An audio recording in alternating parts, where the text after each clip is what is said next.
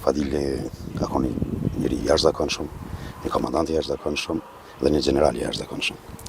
Gjithçka ka kaluar përmes Fadil Limonit. Fadil Limoni ka qenë organizatori kryesor e gjitha strukturave të ushtrisë lëmtore të kombëtare të brigadës 113 Ismet Gjashori dhe kështu ka vazhduar për gjatë gjithë kohës deri në romin e tij.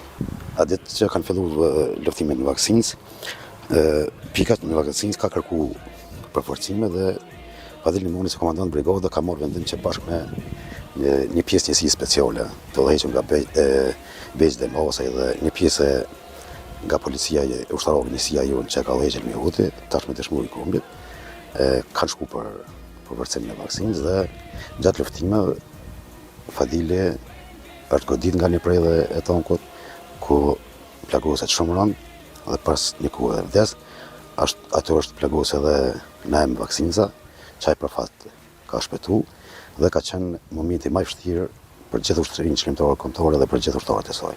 Unë me komandant Fadil Limoni jam njoftë edhe në Kosovë edhe në Maqedoni. Komandant Fadil Limoni ka qenë një prej komandantëve më të zot.